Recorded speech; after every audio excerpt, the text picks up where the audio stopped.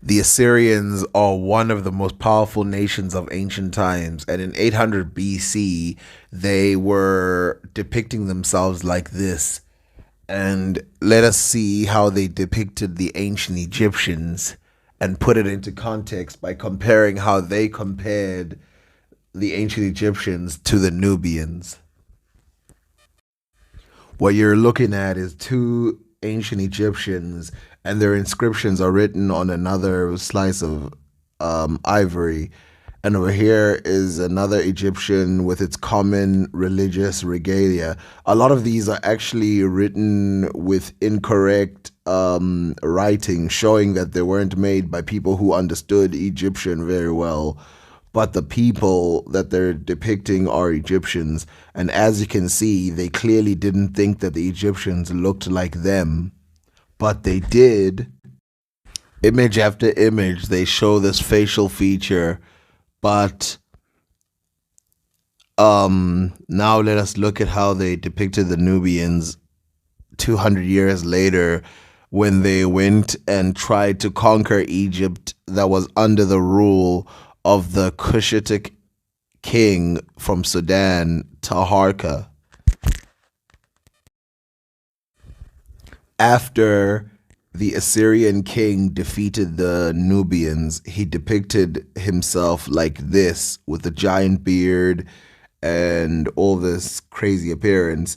And then at the bottom, he depicts Taharka's son, and here's a closer image. It is clear that it is a Nubian wearing a crown, and he has very short hair and big lips. And obviously, he's a Nubian because they write it in his letter that he wrote on a cone shaped tablet depicting his victory over the Cushites that I will show. But first, as you can see, there is no difference between how he depicts the Nubians and how he depicts the ancient Egyptians. This amazing piece of art shows multiple Nubian soldiers. It's assumed that they're Nubians, but they were under ancient Egyptian rule, being led into the boats of the Assyrians. Here's a closer look at them. Archaeologists say that, and historians say that these are only Nubians, but why would the Egyptian army only have Nubians? And as you can see, these Nubians don't look like they're going to have a very. And this right here is the Holy Grail. It depicts the Egyptian war where the Assyrian king fought against Taharka of Nubia, who was the king of Egypt and Nubia at this time. In fact, it is written, and this is where we get a lot of names like Cush or Nubia. If we zoom into the first paragraph, we notice that in the beginning it's written, "In my first expedition to Milan and Meroe, I went." And you can see that the way that Milan is written is Magan and Meroe is Mulana. And Taharka is written by name, but his name is written Tarku, as you can see right over the name Taharka in the English translation. I'm showing you this to exclaim the fact that the Assyrians were very familiar with the Nubians and they were very familiar with the Egyptians, but they seemed to make no difference of who they really were. And if you look at their depictions of themselves and other people from the Middle East, they have a completely different view of what they look like. After the assassination of Amenemhet in the 12th dynasty, we start to see a large amount of detail and evidence that would show unsettledness or weariness. in this region. One is documented in the tale of Senewi that we've read several times, but we shall see again what they say that has to do with this period. But before we go into the story of Sennacher, to get a full context, because a lot of people remember they were talking about how the context of the story of Sennacher was, I want us to read something by Senraset, the king at the time, at the death of Amenemhet, and this will put the whole story into context. So, not to reread the whole story of the Tale of Saneher, the Tale of Saneher speaks of Amenemhat who dies, and like we saw last time, he died, and then Senraset takes over. But Seneha heard that there was a plot by the people. He heard the plot, and feeling uneasy, he runs away, and he goes from Nubia to Libya and ends up in Syria, where he is gathered by some people who have knowledge of the Egyptians, and he has a place to stay. And then eventually he goes back to Egypt when he is pardoned and is reinstated in his position by Senraset. Now, what's interesting about this story is that it's not necessarily a real one, but it's not as it tells us a lot about what was happening at the time. And of course, it tells us when he mentions the part where he says, um, a man from the marshes lost in Abydos, or a man from the marshes lost in Nubia, we can tell that this is a time of war. This is a time of dissension, a time of confusion. And so these comments are not throwaway lines. They mean something very deep. But to add to this is that in the time of Senraset, there was some need for a fix. And one of those fixes, since Senraset was represented by Ra, given that his name was Kepakara,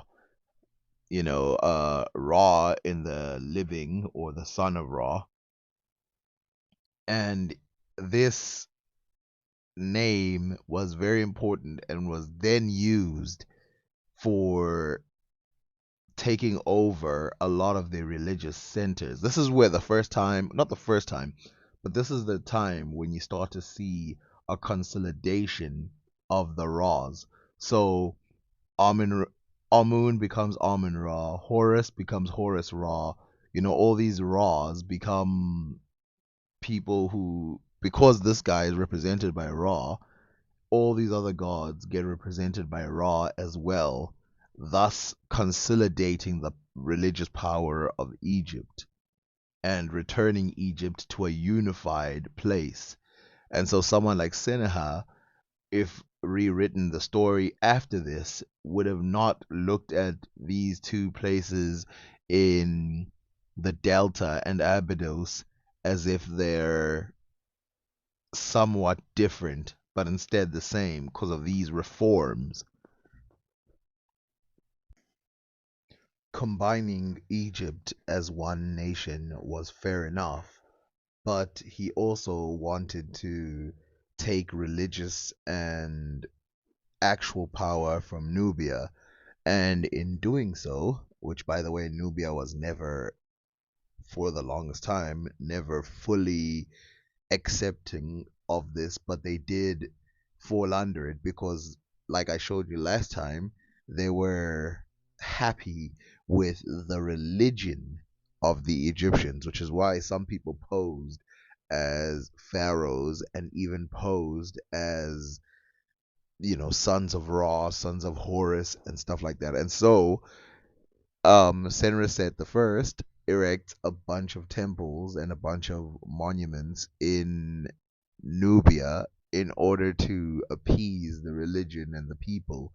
But the borders of Egypt from Nubia were just never safe ever, even though lots of these things were done. Senraset created this chapel, which is called the White Chapel or the Jubilee Chapel, and he further built other things.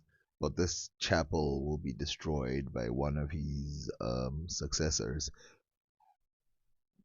And you will see that if we look into his successors, the Nubians continue to be a problem, and that his efforts to try and stop the Nubians are a waste.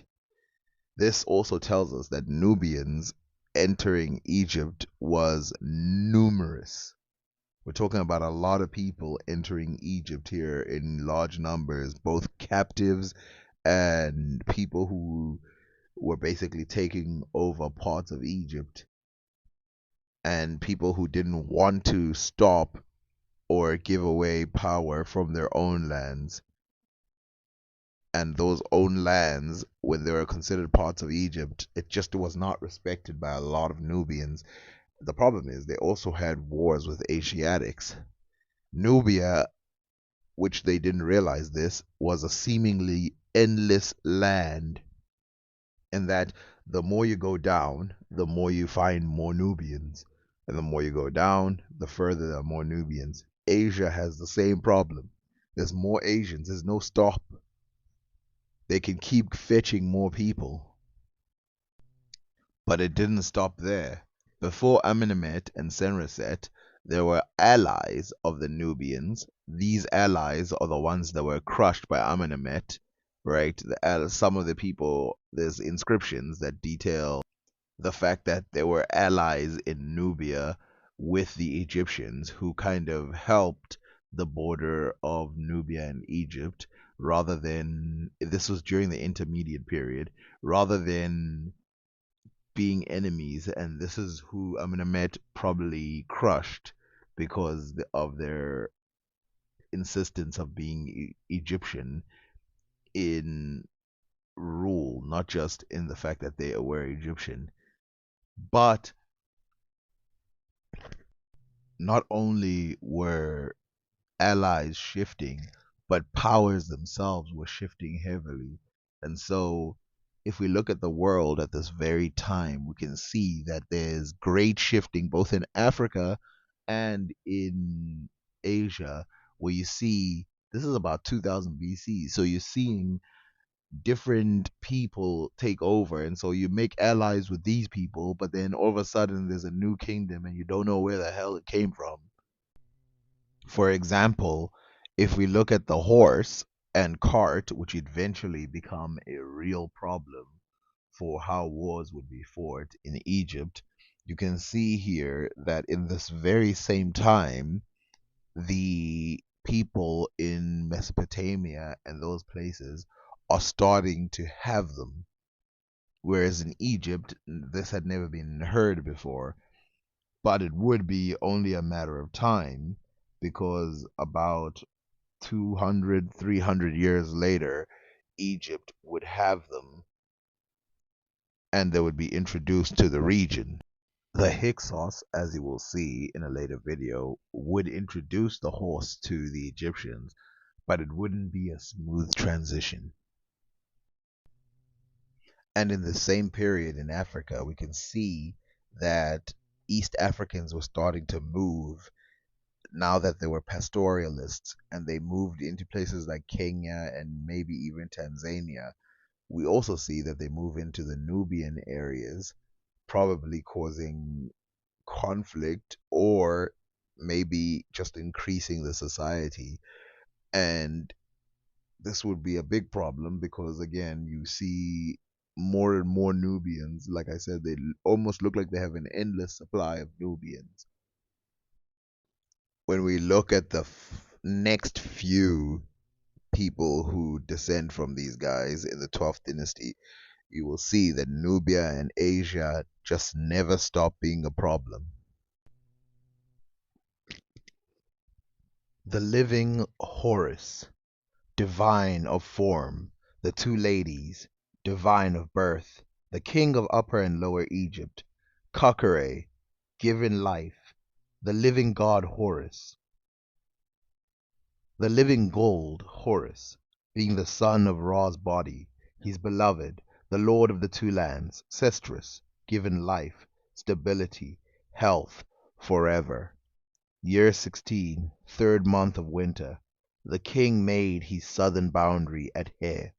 I've made my boundary further south than my father's. I have added to what was bequeathed me. I am a king who speaks and acts. What my heart plans is done by my arm. One who attacks to conquer, who is swift to succeed, in whose heart a plan does not slumber, considerate to clients, steady in mercy, merciless to the foe who attacks him, one who attacks him who would attack, who stops when one stops, who replies to a matter as befits it. To stop when attacked is to make bold the foe's heart. Attack is valor, retreat is cowardice. A coward is he who is driven from his border, since the Nubian listens to the word of mouth. To answer him is to make him retreat. Attack him, he will turn his back, retreat. He will start attacking. They are not people one respects. They are wretches, craven hearted. My majesty has seen it. It is not an untruth. I have captured their women. I have carried off their subjects, went to their wells, killed their cattle, cut down their grain, set fire to it. As my father lives for me, I speak the truth. It is no boast that comes from my mouth. As for any son of mine who shall maintain this border which my majesty has made, he is my son, born to my majesty. The true son is he who champions his father, who guards the border of his begetter.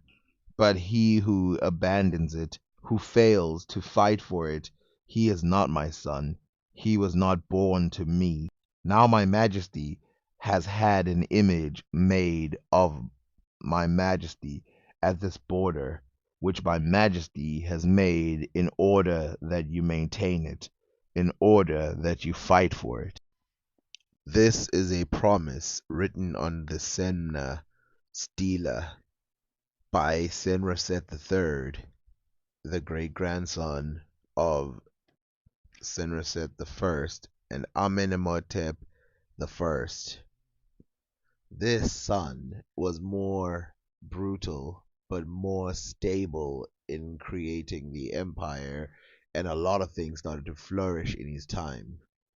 This would hopefully last as he wanted, but it didn't. The enemies of Nubia, yet again, were not afraid of Egypt. This is why they had to become more brutal. Asia as well was not standing still. And as you can see here, there's starting to be a general hate for the people, not just for the nations as they were previously. But how stable could it possibly be? Well, let's think about the technologies that returned and new technologies that came back or that were developed in this time. Pyramids were now in full swing again after 200 years of abandoning it before Sesostris time, Sesostris the First. And then glass making is made in this time. For the first time in history, you see glass making, and then it is migrated to Mesopotamia. It's these times of great war that people utilize images and writings about Nubians to make it sound as if Egyptians never considered themselves similar or even the same with ancient Nubians because of times of war. And of course, you can find 100 examples of Egyptians writing the same thing about Asiatics. I've already shown you the tale of Senere, where the hero longs to leave Asia and go home to Egypt because he needs to die in Egypt, his homeland. Something interesting about Senusret III are these downward faced frowns. His eyes look sad, his face looks sad, and he's got this, sad face, sad frown on his face. And that might be due to stress, it might be due to bad mental health, or it might be due to the fact that he had to fight so many wars and he had to go in all the time. Some people just chop it down to a stylistic choice. But considering that ancient Egyptians would want to look strong and not defeated, it's weird that this is the face he chose to go with. In the time of Senusret III, we find Sobeku, who is a ancient Egyptian warrior. And this is one of those unique times when you get the insight of someone who actually fought in the war and what they think of the war and fighting enemies like Asia and Nubia. An offering which the king gives to Osiris, lord of Abydos, that he may give an invocation, offering of bread and beer, oxen and fowl, linen and clothing, incense and oil, every good and pure thing for the spirit of the member of the elite governor who says good things, repeated what was desired during the course of every day. Great district officials of the town, Ku Sobek, whose good name is Jah, born of Eta, of the district of Tefnut, professor of honor, his daughter, his beloved Gebu, born of his brother Dedu, born of Merit Eti S, overseer of the chamber Keru, born of Kaseti, the nurse of his heart, Renef Ankh, born of Dedi, Eubu, born of Merit Itis S, Nebet Lunet, born of Eubu. His Majesty went downstream to overthrow the Bedouins of Asia. His Majesty arrived at the district named Sekhmem. His Majesty was making a good start to return to the palace when the Sekhmem and the wretched retinue fell upon him. While I was serving at the rear of the army, then the soldier of the army went to fight with the Asiatics. I struck an Asiatic, and I had his weapon taken by two soldiers of the army without ceasing fighting. I was brave. I did not turn my back to the Asiatic, as Senroset lives for me. I have spoken the truth. Then he gave me a throw stick of electrum into my hand, a sheath and a dagger worked with electrum, together with handle. Member of the elite, governor, firm of sandal, easy of stride, loyal, one who adheres to the path, to the one who advances him, one to whom the Lord of the two lands gave his splendor, one whose position his love promoted, the great district official of the town, Jah, he says.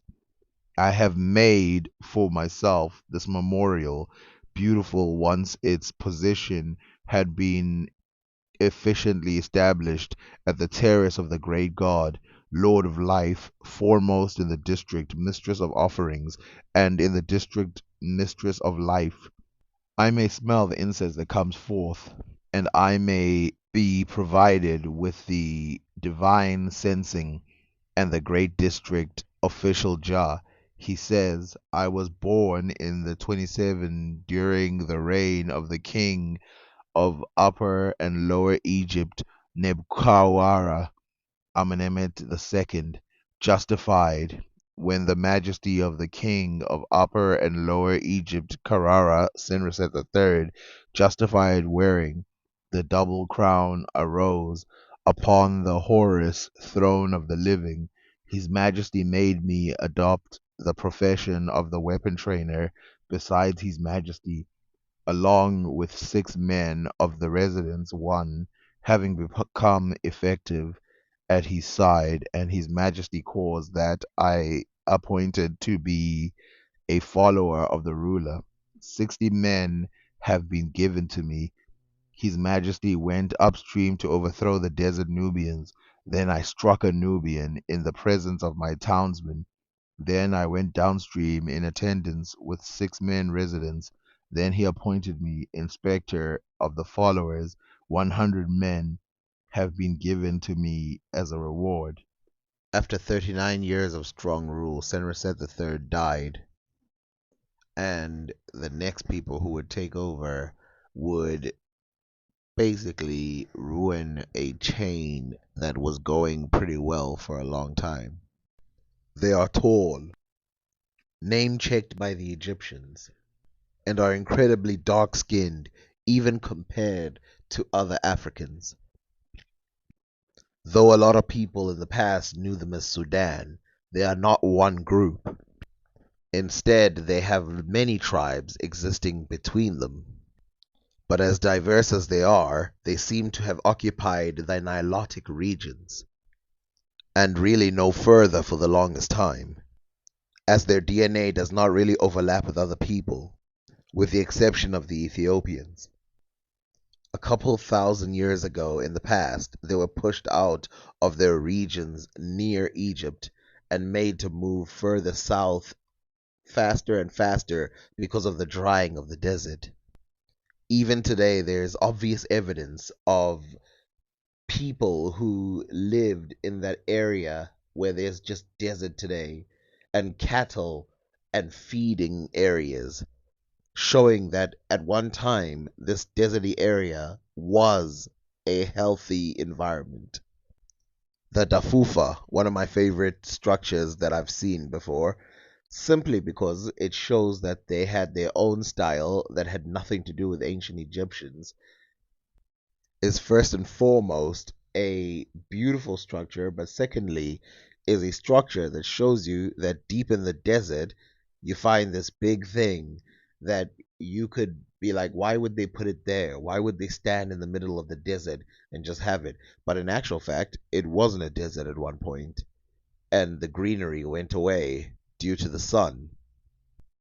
Let's for a second compare these Africans to other Africans. We find that most Africans who live in the equator tend to be very tall, but as soon as you start going down, you start getting very short people and very light skinned people at the same time. And so it's not that these people have nothing to do with each other, it's just that their environmental adaptation is quite different, which is why it is so specific to that region that Egyptians and Nubians lived and seem to display certain features which are well built for that desertification of that region. And so, how long have they been battered back and forth by the desert and its ever moving sun's rays? Since the beginning of the ancient Egyptians, the establishment of relationships between the ancient Egyptians and the Nubians was fully seen, admitted, and loved by the ancient Egyptians. It was extremely lucrative for them. Again, another surprise, given the fact that the Nubians and the Egyptians spent so much time together, but you don't see this half crossbreed thing that is very big in the Sudanese regions. You would think the ancient Egyptians would plug their own people into an area where they get the majority of their gold, and leaving it to a foreign people forever seems very, very strange. Here's a theory. What if they didn't do that? What if they did go into Egypt, and what if they did go into Nubia and they tried to set up their own people there? But because the people are of a similar race, you can barely tell the difference. Zulnun al-Masri and Jahiz would have both represented this type of physical appearance and this type of people, even though they were both Arabs, so to speak. Another one of their kind, though living thousands of years before Zulnun and Al-Jahiz, is Nehesi. Nehesi means the Nubian, and it's thought that his mother was a Nubian, but his father was an Asiatic living in Egypt, and that when they came together, they had a kid, and the kid was called the Nubian based on his appearance. Now, it's possible that his father was actually a Egyptian and his mother was a Nubian. But we do know that his name means the Nubian. By the way, he's not the only person in the past. Even in the Bible, there are people who are called the Niger. I'll say the word like that, but there's ones who are called the Niger, meaning the black. It's an Italian word, by the way. And there are other people, just it's all over the show, where people in the Middle East are called the black. And this is because really dark skinned people exist in that region as far as Asia. So, what is it about this group that is so special compared to the others? Well, it's because they're part of ancient history in a way that is written down, and shows that their black people were part of the facts of the world. And of course, when I say black people, I mean it with no exception. These are not light skinned black people. These are true black people. And there's a reason why people have a problem with these, because when people write about them, they write about them being steeped in darkness. So they leave no room for vagaries about who they were. This is why there's so many people trying to look for DNA in Nubia that will make the Nubians not black anymore, even though they've shown us warlord after warlord trying to prove that Nubians were these really dark skinned people. Now they want to prove that Nubians were not dark skinned for the same reason why they wanted to prove that the Egyptians weren't dark skinned. Must stay vigilant, make sure you don't believe this. Okay, but so here's the question. If all Egyptians were dark skinned and Nubians were dark skinned, why is it that he's called Nehesi? Well, it's because of the Hyksos invasion. So the Hyksos invade Egypt and they take parts of Egypt and they rule it. And this is the part where Nehesi is born, showing you, by the way, that Nubians were not stuck in the bottom of Egypt. And when they rule this region, they intermarry with the locals. And this is an example of an intermarriage, not only with someone who's just whatever. This person is called Nehesi, meaning that they're Nubian. They're not just intermarrying with Egyptians, they're marrying with Nubians as far as they're showing in this text. And so the Nubians and the Hyksos marry and formulate something little different. Now, the Hyksos, by no stretch of the imagination, were the majority. Still, the ancient Egyptians were the majority, and the Nubians, Nubians not meaning just black, meaning people who lived in the regions that would be considered Nubia and migrated into Egypt, would be the second largest population. Then the Hyksos would be the third largest population. But as you can see here, they had no problem interbreeding, and so they would have been bred out of the region. And even more than that, at later dynasties they would be kicked out, and some of their names would be scratched out as not real Egyptian kings. Because of course, they're not. This orange area here depicts where the Hyksos took over. Avarice was the first place, and you can see that Nehesi as well was from Avarice. And so it shows you how far Nubians would have gone into the area. And this is again the 14th dynasty. This Think about it. This is one dynasty away from the female pharaoh that I talked about in the 12th dynasty. So you have the 12th dynasty, you have one dynasty after that, which caused such destabilization that the Hyksos just take over. Again, it's not just that simple. There's also the problem that the Asiatics were starting to strengthen, not to mention that Nubians were coming in from the south, causing real problems. And the Egyptians were wedged between enemies. There's also Libyans coming in from the other side. So people are just pouring in. This is why I laugh sometimes when people say they found DNA going back as far as 2000 BC. Like, well, of course you're gonna find some DNA dating back then. There were people we know that the Hyksos and other people like that were there.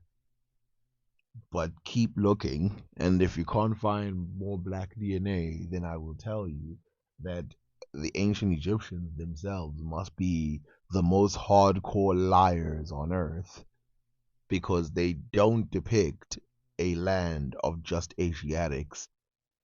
In fact, they make Asiatics seem like they're almost nowhere.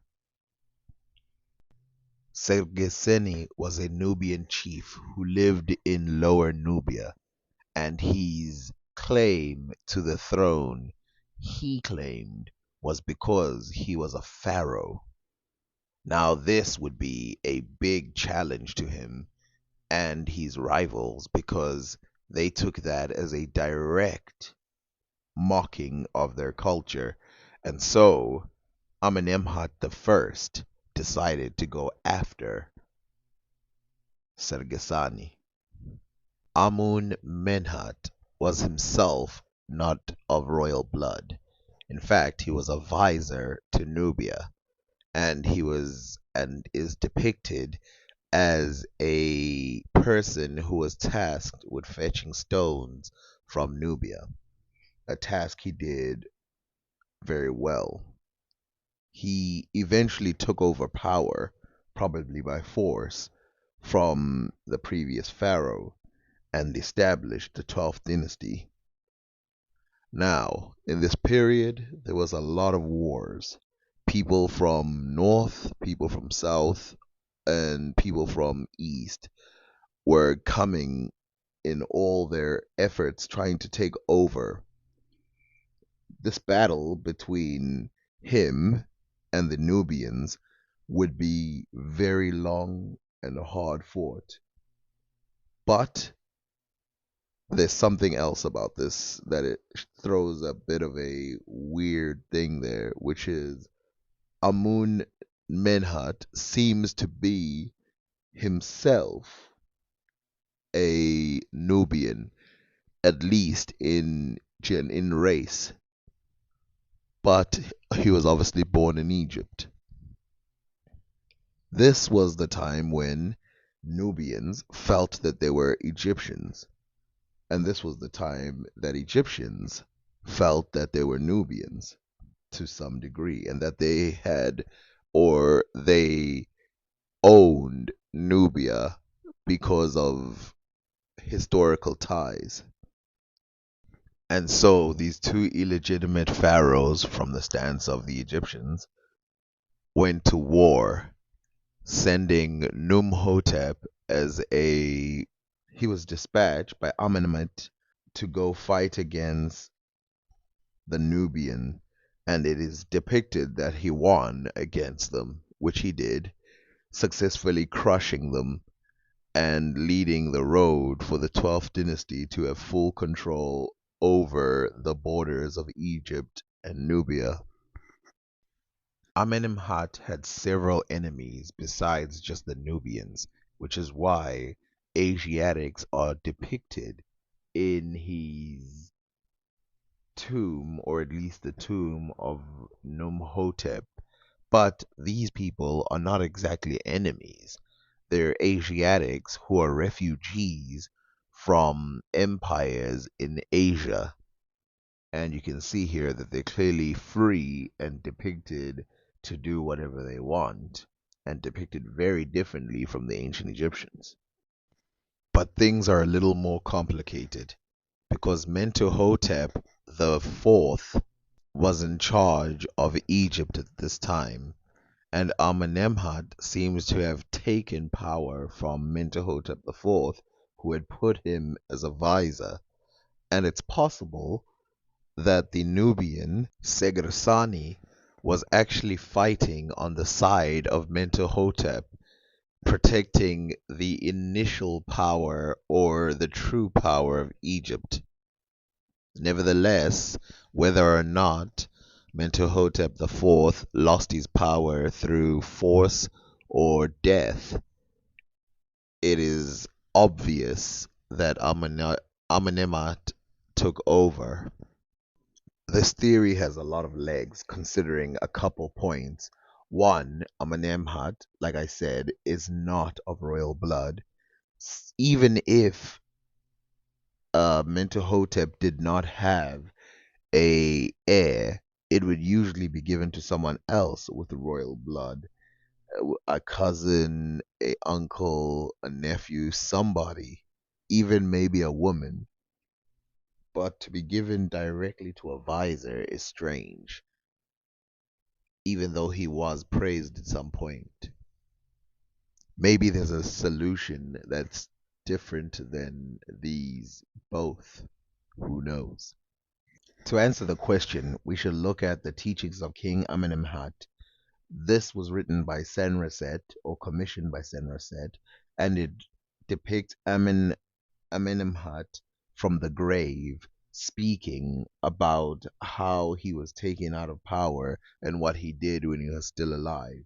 Beginning of the teaching made by the agency of the dual king Sehetebera, son of Ra, Amenemhat's true voice, declaring in a revolution of truth to his son, the Lord of all, saying, Rise as God, listen to what I tell you, that you may be king of earth, that you may rule the river banks and achieve an excess of perfection.